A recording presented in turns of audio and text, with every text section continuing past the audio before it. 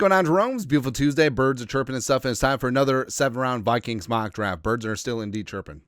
So, no tag for Darnold, reportedly, allegedly. So, run on through, because there's not there are rules here. Darnold leaves, brought back Daniel Jones, although Daniel Jones could leave too, so maybe we sign Zach Wilson. Don't know.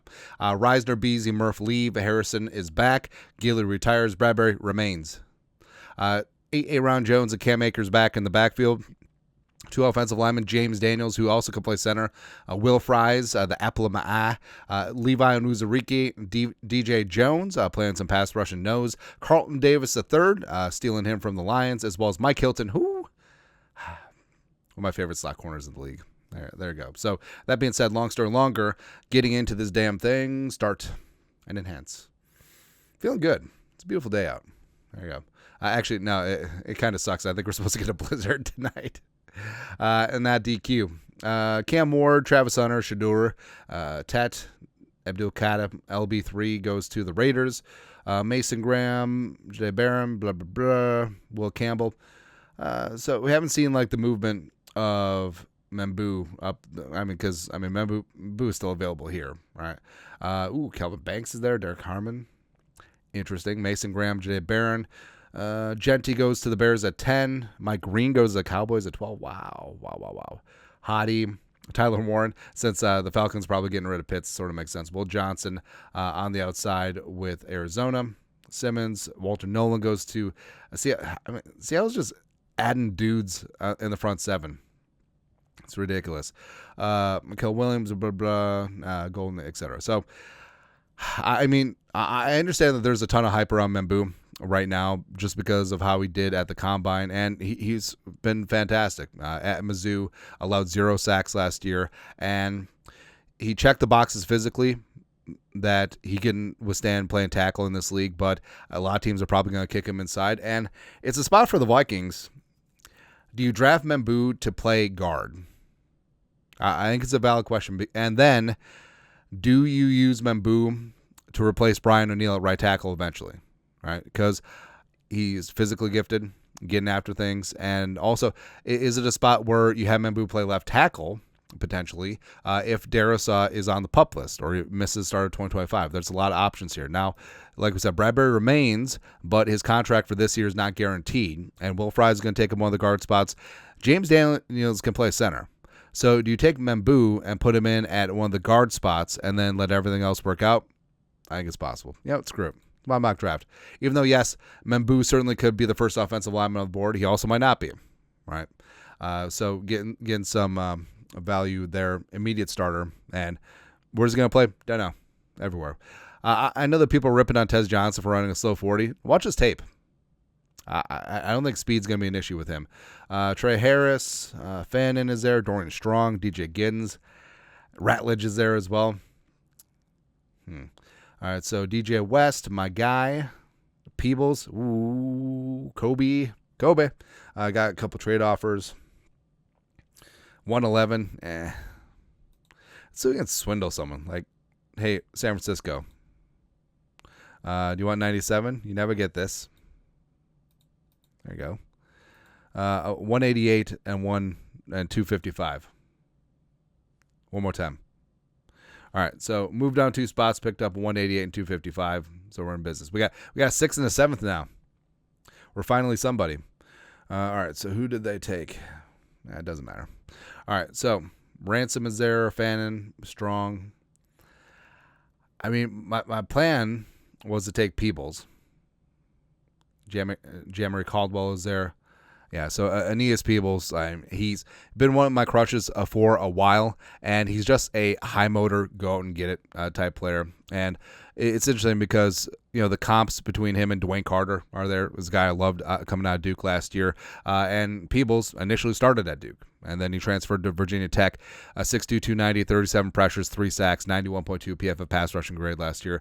And that's the name of the game. So Peebles, maybe there's some questions about run defense, but God, I forgot who said it. I need to find the quote where, get me dudes who can rush the passer on the D-line. I can teach them to stop the run, which could be a fair assessment.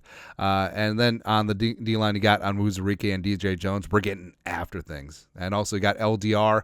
You have Redmond as well. Let's go. So Aeneas Peebles. I want to say Van Peebles, except that's not correct. Yeah. Now we got 2 5ths, a 6th, and a 7th that we are absolutely in business. I mean, Martinez. I kind of like Damian Martinez. So if you want a larger physical back, 6 foot 232, a bit of a banger, and he tested great at the combine. Like I think he definitely checked a lot of boxes there. 1,006 yards rushing, 10 touchdowns, 6.3 yards per carry. I think that he definitely will bring a ton to the Vikings running back room. And the fact that you got Jones back, you got Akers, Martinez could be that early down guy, and then you have Jones and Akers as your third down backs essentially. There we go. Let's go. Gotta love it. All right, still in the 5th round. So Nick Nash I feel like Nick Nash is super underrated. I do. Stutzman, the All-American. Monheim is there. Rourke. Tootin. Ooh. Do we just take Tootin? He's got to work on that ball security for sure. Let's take a look on the D-line, just in case. Just in case. Because I know we're always about drafting BPA, but sometimes you got to draft for need. So just take everything. All right, so you do have Denzel Burke in this spot. So Burke, he's sort of up and down, but he played great down the stretch in the playoffs. Only allowed 2 touchdowns in coverage last year. Both of them were in the first Oregon game. So getting some cornerback depth in the 5th round, that makes sense. So Denzel Burke, you are a Minnesota Viking. So basically same board. Tootin's gone. LaQuint Allen, I mean... Ooh, Jackie Slater. Slater had himself a great combine, didn't he? Yeah, he did. Do we just take him? After we're just going to take him. Jackson Slater, welcome on in. You are a Minnesota Fighting Viking. Let's go.